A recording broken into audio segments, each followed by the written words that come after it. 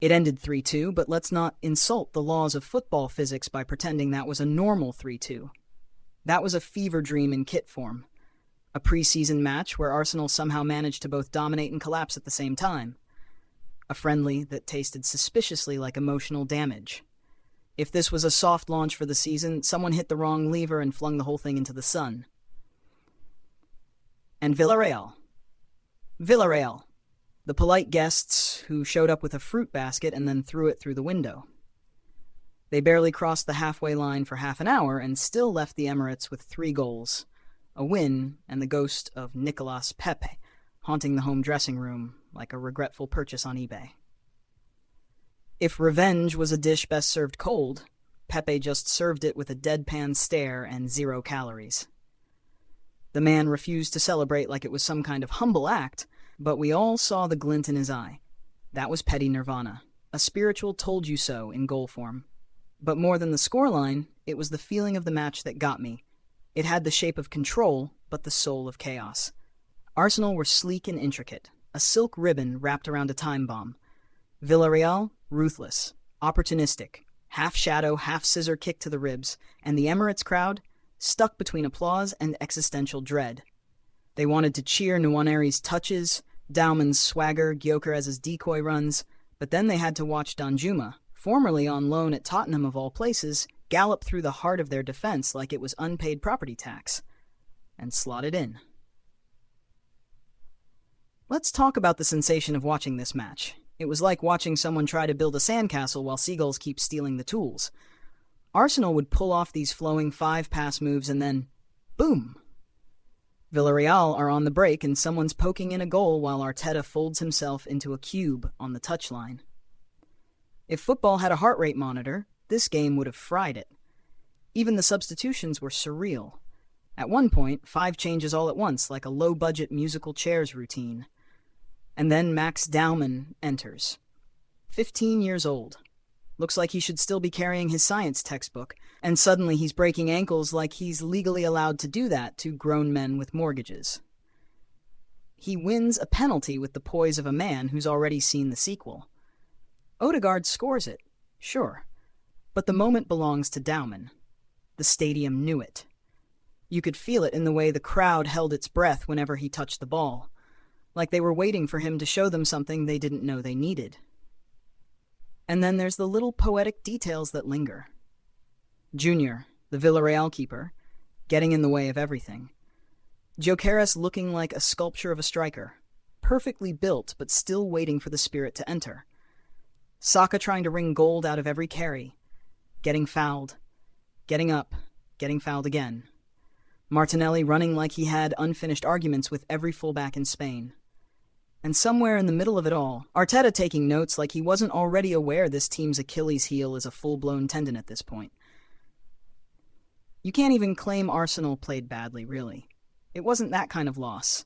It was the kind of loss where you start Googling, "Is football fair?" halfway through the second half. They had more possession, more chances, more intention. But Villarreal had purpose. They had edge. They had the collective vibe of a team who didn't fly to London to stretch their legs. They came to take names and kick feelings. And listen, if we're being honest, if we're emotionally honest with ourselves here, this didn't feel like a friendly. It felt like a performance review you weren't prepared for. There was weight in the air. Every time Arsenal got within 20 yards of the goal, you could feel the crowd inhale and brace like it was the real thing. And maybe that's the trap, right? The lines between preseason experiment and psychological commitment are paper thin when your team starts looking like they're allergic to defending transitions. Again, by the end, it was like watching someone solve a Rubik's Cube and then hurl it at the wall. Odegaard's penalty gave us a hope twitch, a tremble, a flirtation with redemption. But Villarreal, calm as clockwork, just shut it down. They pulled the shutters down on every desperate run, every overhit cross, every hopeful cutback. So where does that leave us? A loss that feels heavier than it should. An Arsenal side still searching for shape and spine. A Villarreal squad who just walked into someone else's rehearsal dinner and stole the cake. And a crowd who probably came to watch a soft, sunny preseason runaround and left needing a group therapy session. But we move, or rather, they move. We sit here with our coffees and our notebooks trying to make sense of it, and honestly, I wouldn't have it any other way. Football isn't just about what happens, it's about how weird and unmanageable it all feels. And this match, this one felt like a fever dream with studs. The first half, oh my word, where do you even begin with that chaotic stew of possession, misfires, and karmic retribution? Arsenal came out like they had something to prove, which, they do.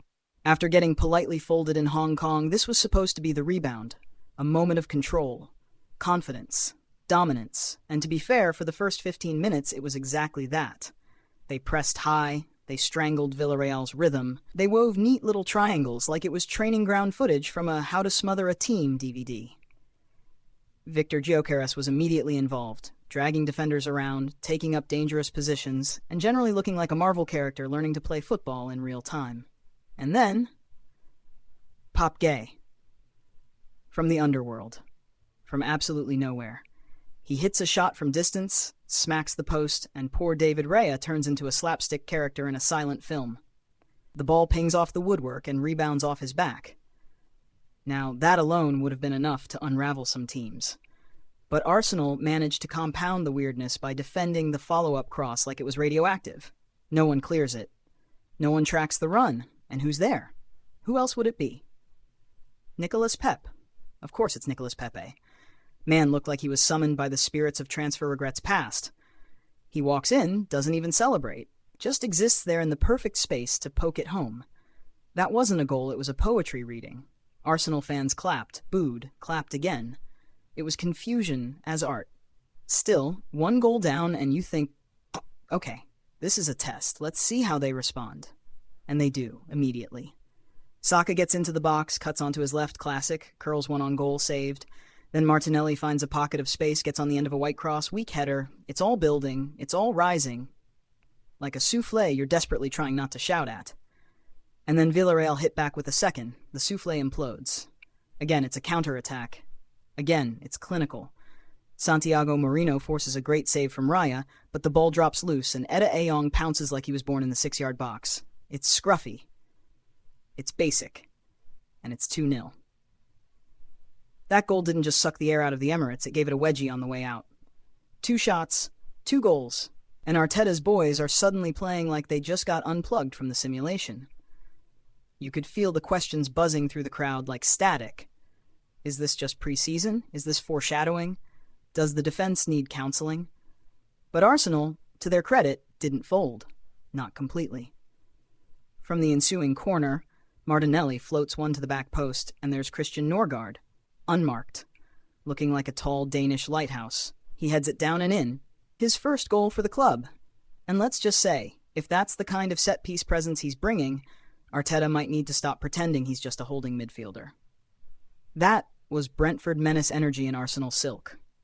1-2. Suddenly the game's awake again. The next few minutes are frantic.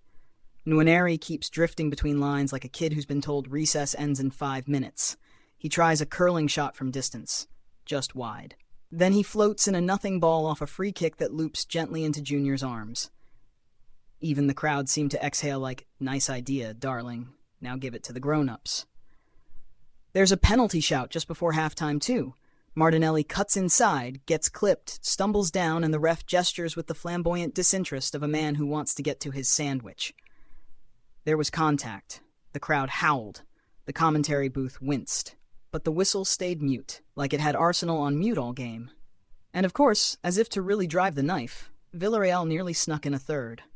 Pepe again, picking the ball up in that oh-so-familiar right-hand channel, driving infield and testing Raya with a daisy cutter.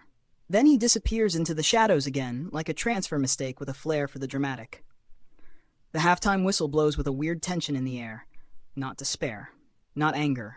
Just this gnawing unease. Arsenal had the ball. The tempo. The personnel. But Villarreal had something more useful. Cold-blooded timing. You walk away from that first half thinking, Arsenal are trying to be a painting. Villarreal are just here with a hammer and a map of pressure points. What made it all the more frustrating is that there were moments, real, promising, cohesive moments, where Arsenal looked ready. Gyökeres finally bulldozed through two defenders with one of those runs that makes you pause your judgment for a second. The pass never arrived, but the idea was there. Saka had more than one instance of turning his fullback into scenery, and Nwaneri, bless him, played like a boy possessed by the spirit of 10 midfielders. But here's the thing. All those bright sparks kept fizzling out at the final step. Final pass wrong. Final touch too heavy. Final cross behind the runner. And every time that happened, Villarreal just waited. Not nervously, not passively. Just waited. And then hit. Like a shark with a calendar. So halftime 2-1, a scoreline that lies through its teeth. It says close, it says competitive. It doesn't say Arsenal should be up 3-0 but forgot how defending transitions works. It doesn't say the home side is one bad turnover away from emotional collapse. But the vibes do. The vibes scream it. And honestly, if that first half taught us anything, it's that this Arsenal team is still in search of emotional balance. They are high on style and invention, but low on cruelty. And sometimes, to win these matches, friendly or not, you need a little bit of villainy in your blood, a little bit of Pepe in your veins. Yeah, I said it. Now, hold your breath. The second half is where this match truly loses its mind. And here's where the whole thing slides off the rails in style. Second halves in preseason are supposed to be gentle. Rotations, soft legs, respectful jogs through the motions like everyone signed a gentleman's agreement not to hurt anyone's feelings. But this turned into a full-blown dramatic reenactment of everything Arsenal fans have nightmares about. The kind where you're shouting at your own subconscious, why are we still conceding on the counter in 2025? We open with a glimmer of hope. Nwaneri, the child genius, part ballerina, part mischief, bends in a dangerous ball. No one connects. He then tests Junior again with a curling free kick, but the Villarreal keeper is built of glue and prophecy. Nothing gets past him. He's diving, saving, punching, commanding. At this point, he could have filed for residence in the Arsenal box and nobody would have stopped him. Meanwhile, Gyökeres finally comes to life. He receives the ball in the box, takes a touch, shoots low, Junior again. Rebound falls to Marino, also saved. The man is basically performing a one-man resistance campaign. Gyökeres follows it up by winning the ball back high up the pitch and trying to slot Saka in, but the pass is cut out. Close. Too close. You could feel something building. Spoiler, it wasn't what Arsenal were hoping for. Because right when you're squinting at this game thinking maybe, just maybe, the comeback's brewing, Villarreal put on their favorite horror movie, How to Score on the break with exactly 2 passes. One long ball slices through Arsenal's midfield like it owes them money. Danjuma, the ghost of Tottenham past, sprints into the gaping vacuum where a defensive line should be. Mascara is chasing him like someone trying to catch a runaway shopping trolley. But it's too late. Danjuma opens up his body and slots it into the far post like he's sending a text. Composed, casual, and depressingly effective. 3-1. Cue the groans. You can hear it. That weird, brittle exhale from the Emirates where optimism gets evicted and replaced with a cold breeze of worry. That's 2 matches in a row where they've looked vulnerable in exactly the same way. Get caught high, get punished low. But then, here it comes, the Dowman chapter. 15 years old. Should be revising for a geography quiz. But instead, Max Dowman strolls onto the pitch and says, "What if I caused a defensive crisis for a Champions League club?" He doesn't walk. He glides. Touches the ball and the crowd turns from murmuring to full gospel mode. Within minutes, he's twisting Villarreal fullbacks into paper decorations. He cuts inside, plays 1-2s, breezes down the wing like he's got oil on his boots. He takes a touch, slaloms into the box, and then, bam! Draws the foul. Penalty. Clean, undeniable, and straight out of a Messi in 2007 tribute reel. Odegaard steps up. Calm. Rolls it into the bottom corner like he's correcting a typo. It's 3-2. 15 minutes to go. Emirates is awake again. It's happening, right? Kind of. Because from that moment on, it turns into Dowman versus the universe. The kid is everywhere. He roasts defenders down the right wing, puts crosses into the mixer, and nearly draws another penalty before Pedraza intervenes with a last-ditch tackle. Every time he gets on the ball, Villarreal's backline looks like they're trying to put out a house fire with chopsticks. He takes another shot, just wide. He cuts inside again, blocked. He attempts a pass to Odegaard, intercepted. It's thrilling, breathless, a tiny bit tragic. He's doing everything short of physically dragging the ball into the net himself. The entire Emirates crowd, adults, children, seagulls, start believing this teenager is going to tie the game with pure attitude. But Villarreal dig in. They do that thing that Spanish clubs do in Europe that makes English fans want to eat their seats. They start wasting time beautifully. Short passes, deep clearances, fouls that look like ballet falls. Even the substitutions feel strategic, like time sinks wearing yellow shirts. Odegaard gets another chance, slicing one wide. Dowman roars down the flank again, finds a pocket of space, tries to thread the needle, cut out. Saka's off. Martinelli's off. Madueke's on, but the tempo is fading. Arsenal are running out of both time and adrenaline, and Villarreal are smothering the rhythm, like a thief slowly backing away, closing the door behind them. In the final minute, Arsenal win a corner. One last chance. Rice swings it in with purpose. It's a good ball. But Junior rises like a summoned demigod and punches it clear with the smug power of a man who knows he's made about 1,000 saves tonight. That's it. Final whistle. Game over. 3-2. Arsenal lose again. But here's the twist, and this is important. They didn't feel like losers. Not by the end. Not with what we saw from the kids. Dowman may not have equalized, but he arrived. And in a way, the story of that second half isn't Danjuma's goal, or Junior's saves, or even the defensive lapses. It's him. The 15-year-old who turned a preseason match into a coming-of-age film. It's not about minutes or metrics, it's about moments. And Dowman made them. Still, it's back-to-back defeats. It's sloppiness in transition. It's another reminder that pretty football without positional discipline is just jazz with shin pads. Mikel Arteta's got one game left before the real bullets fly. And if this match taught us anything, it's that this team still doesn't know what to do when the ball breaks behind them. But hey, if all else fails, maybe just give it to the 15-year-old and get out of the way. Let's start with the obvious. Luis Jr. was the villain, or the hero, or the deity, depending on your perspective. He didn't just play well. He pulled off a full-blown goalkeeper masterclass while looking completely unfazed, like he was deciding between brunch options while denying Premier League footballers in rapid succession. One save after another, fingertips on volleys, body behind rebounds, catching everything Arsenal floated into the box like it was a gentle letter from a pen pal. He wasn't just stopping shots, he was killing hope. With manners, man of the match, deservedly. But also, why was he allowed to be man of the match? That's the real question. Because Arsenal created enough chaos in and around his box to ruin a goalkeeper's week. And yet, nothing. Let's break it down. Person by person, painfully if needed. Christian Norgard. Let's start here because, well, we need some positivity. Scored his first goal for the club.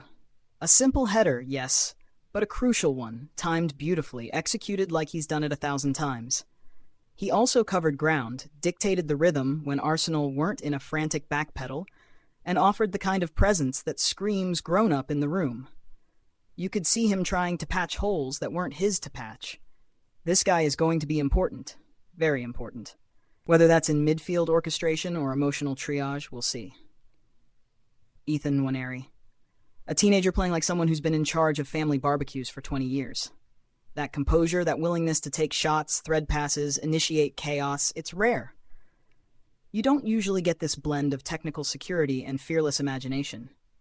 He was involved early, dropped up to pull strings, and kept showing up in dangerous areas.